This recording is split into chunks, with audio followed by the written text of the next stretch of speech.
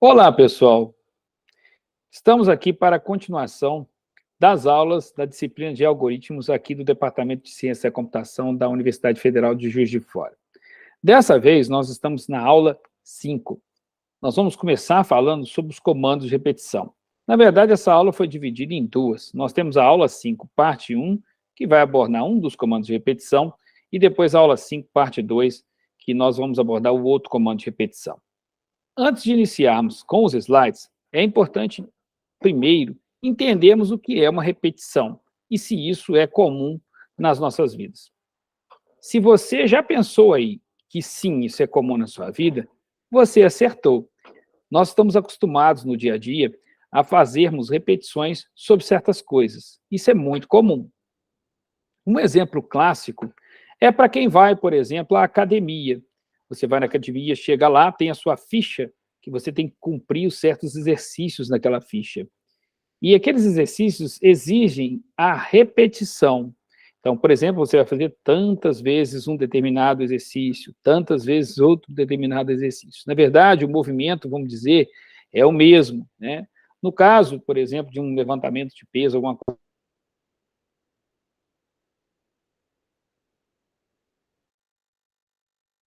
você sempre vai, né? Vai ser contar um de exercício, você está acostumado a fazer isso desde quando você era criança. Nas aulas de educação física, quando o seu professor virava para você e falava assim, olha, eu quero 30 polichinelos, por exemplo. Você ia lá e fazia os 30 polichinelos. Então, é um jeito de repetição. Vou colocar aqui agora na tela, para que você veja, né, um dos jeitos de repetição. E repara bem, né, essa que vai mostrar aqui agora, uma animação. Repara que este é o exercício que você pode fazer na academia. Não me pergunte qual é o nome desse exercício, não entendo nada de academia, mas, olha, existe uma repetição daquele exercício, ou seja, você vai contando, né? Por exemplo, se você tem que fazer 20 repetições desse exercício, você começa assim, ó, aí depois você vai, ó, 2, aí depois 3. Quando chegar na 20ª, você para, porque você terminou a sua sequência daquele exercício. Ou seja, como eu te disse, é uma coisa muito comum da gente fazer durante a vida cotidiana, principalmente em termos de exercício. Natação é outro exemplo. Você vai fazer, por exemplo, 100 metros numa piscina de 25 metros, seu professor fala. Então, você já sabe que você vai ter que fazer 1, 2, 3, 4, de um determinado nado, por exemplo, nado crawl. Enfim, é um comando de repetição que você faz ali tantas vezes necessário para poder cumprir um determinado objetivo.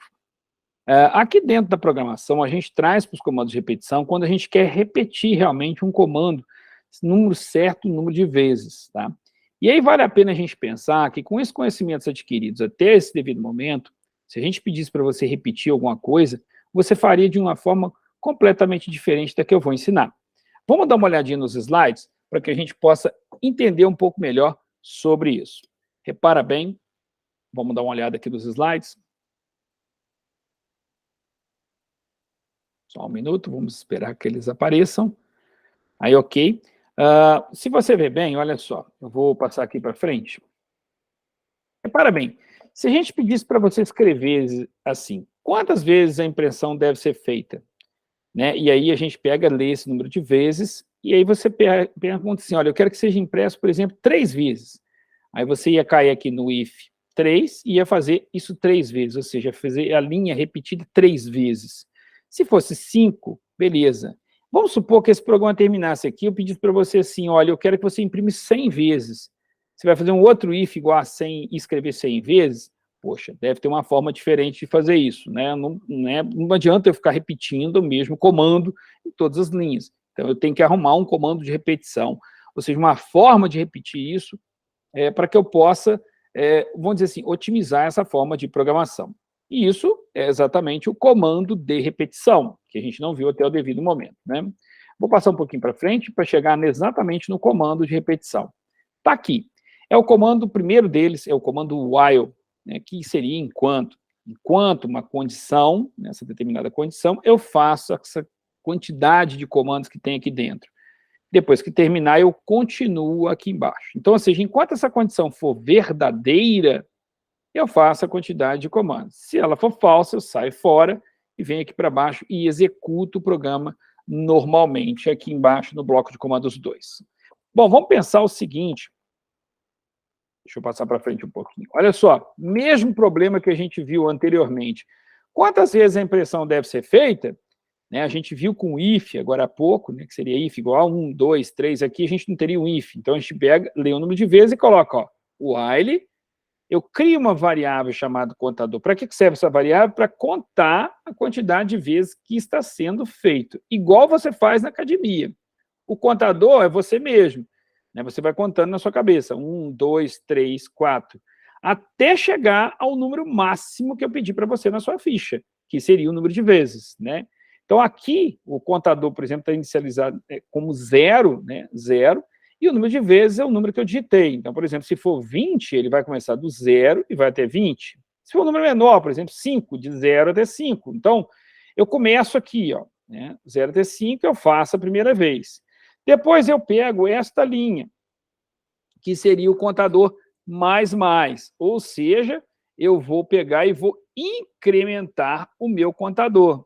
Então, o meu contador vai ser, isso aqui é a mesma coisa que a gente escrever assim, contador igual a contador mais 1, eu incremento 1 a 1. Então, vem aqui e coloca, lembra do seu exercício, você passou por lá, 1, 2, 3. Então, aqui, ó, eu peguei, imprimi isso, contei, estava 0, passou a ser 1. Volta aqui em cima, no caso que eu estou usando, 1 é menor do que 5? Eu faço de novo, incremento o contador para 2. E assim sucessivamente. Quando chegar no momento, o contador vai ser 5. Olha, 5 é menor do que 5? Não. Então, ele sai fora desse laço, a gente chama isso de laço, né, que é exatamente essa repetição, vem aqui para o retorno zero e encerra o programa. É dessa forma que é feito.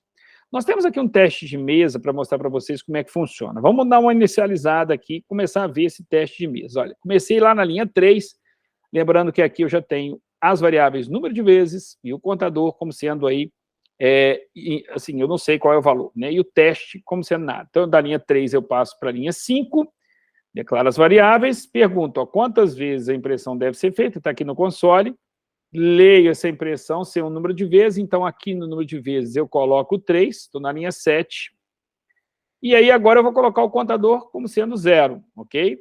Verifico aqui, contador é 0, 0 é menor do que o número de vezes, que é 3? Sim, ele é menor. Se ele for menor, o que vai acontecer? Eu vou colocar como sendo verdadeiro, e aí depois eu coloco, faço o teste mesmo com os exercícios, ó, vai imprimir lá embaixo, opa, desculpa aqui, faço teste mesmo do exercício e eu incremento o contador, passou a ser 1. Volto aqui em cima no while, volto no while.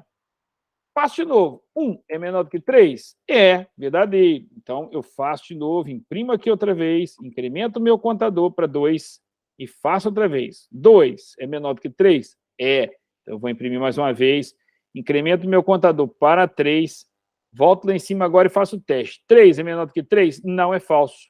Então, ele vai sair fora disso aqui, vai vir aqui para o retorno zero e encerrar o programa. Pronto, exatamente isso que a gente precisa fazer aqui com o comando while, né, para o comando while. Repara que nesse caso, isso é importante destacar, eu sei o número de repetições que vão ser feitas, né, ou seja, eu passei para ele quantas vezes eu quero que escreva, né, que no caso aqui, por exemplo, foi 3 nesse caso, mas eu poderia passar mais. Mas existem casos que eu não vou passar para ele o número de repetições que vão ser feitas. Ou seja, eu quero que ele faça, né, ele repita um certo procedimento quantas vezes forem necessárias, eu não vou passar qual é a quantidade, até chegar num determinado número. E aí, naquele número, ele tem que parar. Nós vamos dar uma olhada nisso daqui a pouquinho. Vamos dar uma olhadinha aqui. Agora ele mostrou aqui com o teste MISA 2 com entrada -1. Se eu colocar -1 com o número de vezes, né, número de vezes, o contador 0 é menor do que -1? Não, então ele já vai sair fora de uma vez do programa, né? As situações mais comuns aí para você, quando a gente tem que contar algum número de vezes alguma coisa, enfim, quando tem realmente que repetir certas coisas. Tem um exemplo aqui que é para você desenvolver uma função que vai calcular o número de pontos de cada um dos times que participa de um campeonato. A função vai receber como parâmetro o número de times, e para cada time, poder o número de vitórias, empates e derrotas, e calcular e imprimir o número de pontos. Cada vitória vale 3 e cada empate vale 1. Lembrando que a derrota não tem pontuação. Primeira coisa quando você verifica isso, e é importante que você verifique, desenvolva uma função que calcule o número de pontos de cada um dos times. A função deve receber, ou seja, se é uma função do tipo calcule, ela não vai retornar nada para você. Então, você já vai saber que é uma função do tipo void. Tá? Enfim, cada um dos tipos. A função deve receber como parâmetro o número de times. Então, você já sabe que é uma função do tipo void e que ela também tem como parâmetro o número de times. Tá? Eu preciso ler o número de vitórias, empates e derrotas. Vamos dar uma olhadinha no código que está aqui na frente. Ó. Void, ó, imprime prontos no campeonato, esse foi o nome que foi dado à função. Int, número de times, ou seja, conforme foi especificado também, o parâmetro seria times. Aí eu defini algumas variáveis aqui. Conte, que seria um contador, número de vitórias, né? O número de empates, o número de derrotas. Ele imprimiu aqui, para cada time, digite um número de vitórias, empates e derrotas. Então, ou seja, para cada digitação que eu vou colocar o número de vitórias, empates e derrotas. Então, eu venho contador igual a 0, eu coloco, olha, contador menor do que o número de times, né? Então, ou seja, dependendo do caso, aí eu venho aqui, conto mais 1, coloco, leio aí o número de vitórias, empates e derrotas e verifico, né? Faço 3 vezes o número de vitórias, que vale 3 pontos, mais 1 vezes o número de empates, não precisa fazer derrotas, porque nada, e mostro aqui o número de pontos. Vamos dar uma olhadinha com o teste de mesa depois, com isso aqui, na verdade, fazendo, e sem ser o teste de mesa, fazendo uma analogia com, por exemplo, 3, né? 3 números. Então, olha só, se eu pegar, por exemplo, o número de times, e aí eu tenho que colocar no int main, digitar o número de times, então eu coloco, por exemplo, 3 times. Então, eu leio o número de times, e aí eu chamo, eu venho aqui em cima, ele já sabe que serão 3 vezes, então eu venho e imprimo esse negócio aqui todo, então eu coloco o contador é de 0 até o número de times, que seria 3, né? 3. Então, eu venho e faço a primeira coisa. Time, contador, mais 1, isso aqui é apenas para poder mostrar, porque o contador começou do 0, começa assim, ó, o primeiro time, né? Time 1. Aí você lê o número de vitórias, eu coloco o número de vitórias, o número de empates, o número de derrotas. Depois eu faço o cálculo, né, e imprimo já de uma vez aqui no total. Incremento o contador, volto aqui em cima de novo. Aí passo para 2, para 1, quer dizer, né? 1 é menor do que 3. Então eu venho e faço de novo. Ou seja, eu vou ficar fazendo isso aqui a quantidade de vezes necessárias até essa condição ser falsa. Quando ela for falsa, aí eu saio fora do laço e acabou o programa em si, ok? Não vejo problema nisso, é um programa bem, uma coisa bem mais fácil, né, de mexer, e que te valoriza bastante a questão de otimização de código, você não tinha que ficar imprimindo um monte de coisas no código, ok?